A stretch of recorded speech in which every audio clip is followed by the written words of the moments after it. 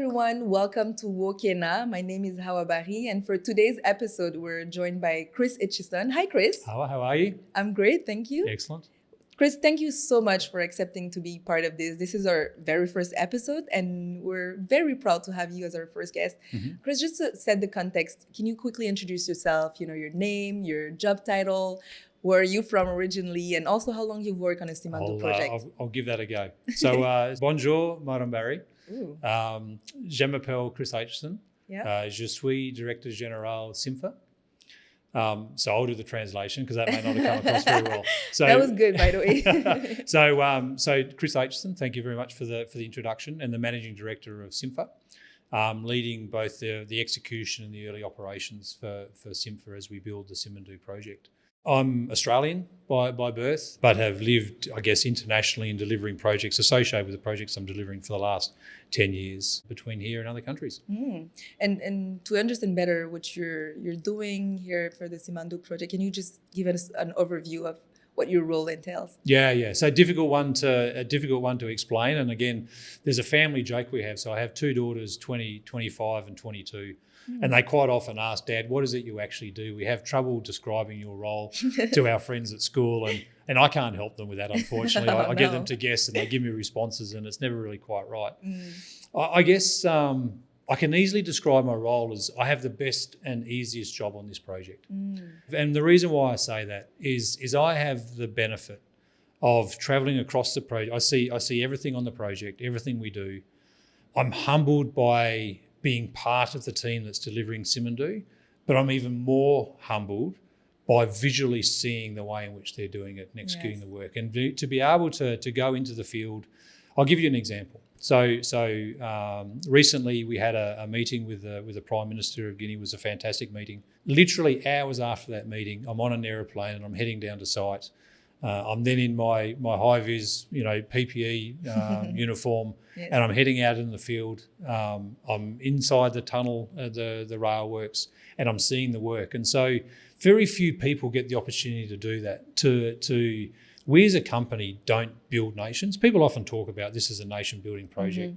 We in ourselves don't build nations. Government build nations. The people, the populace build nations. We contribute to the growth. And we contribute through the growth by capability uplift, awarding and supporting, local content. And helping, obviously, to execute the project in a safe and on-time manner.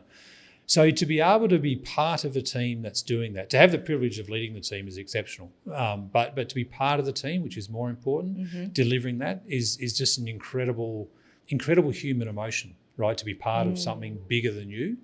And I would never have dreamed I would have been into this position. Would never have dreamed that I would go from a meeting with a preeminent figure in government down to having a conversation with one of our contractors in an underground tunnel. Building a tunnel in a space of a day or so, and I guess and not many people have the opportunity to do that. Not many people have the opportunity to witness capability uplift, to see people who have never done something before suddenly completing a role and doing very well, and seeing someone who comes along in the organisation, you see them move through various roles and ultimately become a future leader. It's an incredible thing that I have the privilege to be able to do and to be part of. And so defining what I do is incredibly difficult. It's more leadership focused. And there's an analogy that I've heard before being used around a conductor in the orchestra, and I think it probably describes it pretty well, where I have an orchestra that's filled of people that know exactly what they're doing. They know how to execute a project. They're the project directors. They know how to lead HSC. They know how to do community engagement. They are the experts in their field. My role is to conduct the orchestra, to make sure that all of the instruments, so all of the functions are working together to produce an output, and to output something which matches the vision, matches the scope of what we're trying to achieve here. But outside of that, it's just an awesome job. and I just get to celebrate everyone's successes. Can you just explain a little bit about each operation, just so our audience can understand the complexities and the scale of the project? Yeah. I'm not sure if I can write on the whiteboard behind us, but it is pretty. It's very simple. It's complex, but it's simple. Okay. And I guess if you break it down into the three elements, as you said, the three piers. So you have the mining pillar. And the mining pillar, there's 4 mining blocks. There's blocks 1, 2, 3 and 4. SimFer has the rights over mining blocks 3 and 4, and WCS and Baowu, our industrial partners, have the rights over blocks 1 and 2. Okay. Both mines have spur lines, which are rail spur lines, which carry the ore from the mining blocks, which then carry the ore from the mining blocks onto the main rail line, which travels across the country. Our rail spur is around 78 kilometres long, so SimFer's rail spur is 78 kilometres. WCS Baowu's rail line's around 12 kilometres. Then you have an overland rail line, which takes the ore from the forest region in Guinea all the way to the port of Murabaya. And then you have the port structure. And the port, essentially, as a combined infrastructure, has the capacity to move 120 million tonnes per annum. Wow. And the port will be broken into 2 halves in development. The first half of development is under the execution of WCS and Baowu, and the second half, so the first 60 million tonnes is WCS and Baowu. The second 60 million tonne capacity is being built by SimFer. Now, that's the major infrastructure components, so the mine, the rail, and then the port. Within that, all of the infrastructure, so the rail, including our rail spur, the overland rail line and the port structures, once finished construction, will be handed over to the entity CTG. Okay. And CTG is a company of which all industrial partners contribute to equally, in addition to the government of Guinea, and will be the operating entity which will operate the rail and the port. So all the vessel movements, all the barge, all that stuff will be operated by CTG. The rail network will be managed by CTG. The mining blocks 3 and 4 will be operated by SimFer, and the mining blocks of 1 and 2 after construction will be managed by Baowu and WCS. Interesting. It is complex, but like you said, you made it simple. I think it's the way you explain it. It's kind of accessible. I'm not sure I explained it very simply. I'm pretty sure you did. I understood everything, and I'm pretty Good. sure our viewers would understand it. And can you just, obviously we're going to meet with our health and safety general manager, but can you explain a little bit more about the measure you oversee and the culture around health and safety? I know you mentioned it a little bit, but so I think so the 2 million man hours is a great achievement. So that the 2 million man hours was a collective view across all of the projects. So it takes into account everyone's activities. But within that, we've also had contractors like our CR18 contractor who's operating on the rail spur achieve 5 million man hours LTI free. It's an incredible achievement. And I think where we started from to where we are now, we are in a rapidly maturing state in regards to our processes and systems. There is no doubt that when you start any engagement like this, you're starting from what I'll call a safety maturity basis, which is incredibly low. Okay. And that's just because people are unfamiliar with expectations, people are unfamiliar with the work. And so there's a lot of effort required to make sure that you're starting to build the foundations of a safe work culture within the work that you do. And that gets challenged from all sorts of priorities come in at the start of a project, but that's one of the main priorities that we need to build around. So having the leaders in the field, understanding, having the toolkit, having the systems, processes, all those things that need to support a safe work culture take time to develop. And particularly in this environment where you can't just grab things off the shelf. You can't just grab things from the larger Rio Tinto and say, just go and do this, and this will create a safe work environment. It doesn't work that way. Gotta adapt. You need to adapt, but you need to have leaders that translate the words into actions in the field. Then you also have to have a workforce that sort of has a basic understanding of identification of hazards, safe work practices. And this is one of the areas, again, going back to your previous question about pride, is I look at this work that the team are doing, particularly the training team, the HSC team, HR team, on how do we engage differently in an environment that we've not engaged with before. Okay. The 5 to 6 language groups, just the tribal language groups, the local language groups, not even taking into consideration the 31 nationalities that we have engaged, some of which don't have a consistency in language, so there's variations there, and variations of previous experiences all have to be melded. So coming up with a toolkit to how do you engage someone in a safe work conversation that has never worked in that environment before, isn't able to read the document that we put in front of them or write a response to an answer on this is how I'll keep myself safe. So the work of that team to understand how do we better engage, I think is fantastic. I've already said it's world leading, and that's the stuff that starts to build the maturity of our teams. So the 2 million man hours across the whole project, the 5 million man hours for a particular contractor are symbols of successes. But there's so much work that needs to be done at a foundational level just to enable us to have a safe work day. Totally. And so that effort will continue. I think we're starting from a very immature base, and we're building, and we've got a long way to go.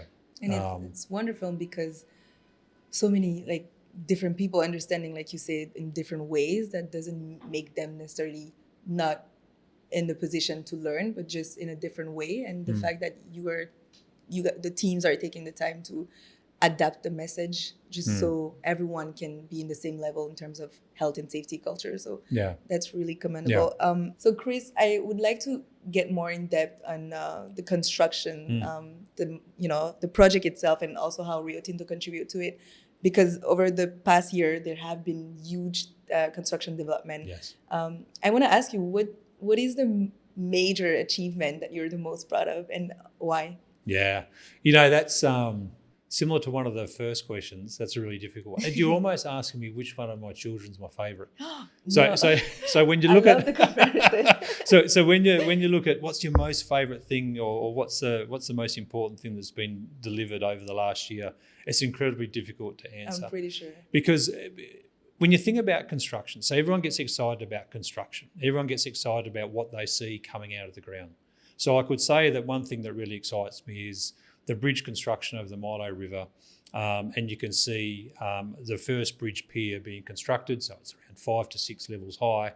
It's prominent. You can see it. It's fantastic. You can talk about the clearance of the rail spur. You can talk about the mine and the haul road activity that we're now seeing within that mining area.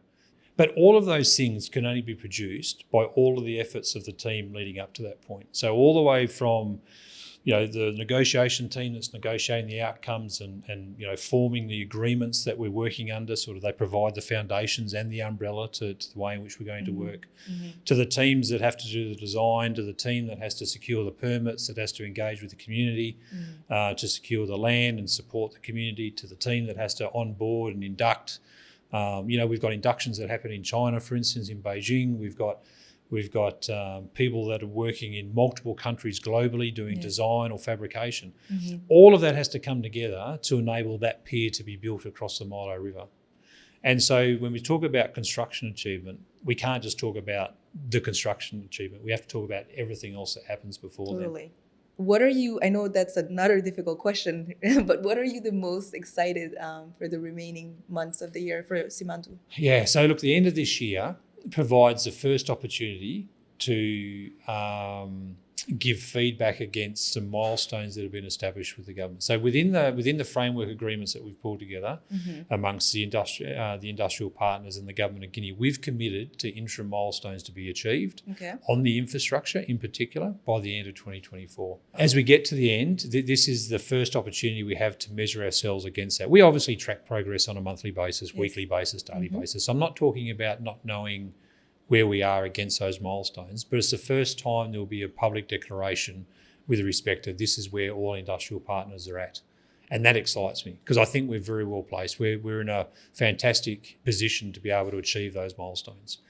So what does that look like? So that'll mean that by the end of this year, we would have finished the rail tunnel, for instance. We would have completed a large majority of our earthworks on the rail spur. We would have completed things like piling. We would have well advanced our works on the car dumper construction at our port facility. So it's going to mean that there's a lot of stuff that people can point to and say that's real progress. And I guess to this point, and given our history, we should always acknowledge our history on this project.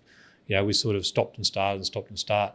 This is a real demonstration of progress that will be acknowledged by all parties to say this is real progress, it's tangible, and there's no going backwards. I would argue we've been in that state for the last year, but it'll be the first opportunity at the end of this year for all partners, all stakeholders to be on that same page. So I think that's fantastic. So I'm really excited about that. The other thing that excites me is, I guess, from from a spend profile. So on a project in execution, you're seeing stuff being built and manifesting in front of your eyes. But that comes from, the amount of money that you're spending to build that infrastructure. By the end of this year, SimFer as an organisation, we would have completed around $2.2 billion worth of work this year alone. Wow, okay. That in itself is probably twice as large as any other undertaking Rio Tinto's ever done. Incredible. From a project execution perspective. So to get to the end of this year with such a significant amount of progress, it's just going to be fascinating and it's going to be amazing to be part of the pace, the energy, the support that's required all the way through this year to make all those things possible. No, it is exciting. And even when you're talking about it, it's kind of reassuring, I'd say, because you know what you're doing, the teams know what they're doing. And like you said, we've achieved so many milestones so far. It's only right to continue on that path. Yeah. Just to conclude this part of the interview, if you could have one wish, just one, what would it be? Yeah, I can't contain myself to one, but I mean, clearly there's a singular wish here that we execute the project fatality free and not having adverse impacts on community and the environment. I think if we can get through project execution and tick the boxes on those three elements, I think we've done an outstanding job. There'll always be schedule pressure, there'll always be cost pressures, but all of those mean nothing if we have a fatality or we create an adverse impact to a community or the environment. And so those things have to be paramount in people's minds. Before I let you go, Chris, we do have a pretty popular content stream amongst our followers that's called #InstantSimandou, where we highlight the numbers and facts on the Simandou project. So if you're up for it, I'd like to ask you some questions and just see if you can guess the numbers. Go for it. All right, so the first question What happens if I don't get them right? We're just going to be happy. I'm in trouble, right? All right, go for it. First question. How many hours of training have we invested in our workforce? I think it's 54,000. Did you have access to this? It's exactly 54,000 hours. Second question, how many people have we trained since 2022? Yeah, see, that's going to be that's a tougher answer. Okay. And so it would be well over 10,000. Yeah. But to give some reference, and again, the scale for people to get their mind around, as we continue to advance the project, we would have impacted and trained tens of thousands of people by the end of this project. Yeah. The number will very quickly get to 50,000 people that in some way, shape or form would have been impacted whether they come on the project for a couple of weeks to a couple of years. They'll all get a sense of the project. They'll all get touched by the project. And so that number will increase rapidly. But I think it's a pretty good number so far, 10,000. Last question. You mentioned it. Our workforce is 6,000 individual. Can you tell me, in terms of percentage, how many of them are Guinean? Yeah, it continues to grow, but 85% would be the number that I'd use. And I'm very proud of that number. Yes. Thank you so much, Chris, for your time. And I wish you a wonderful day. Thank you very much, Hala. It's been a pleasure.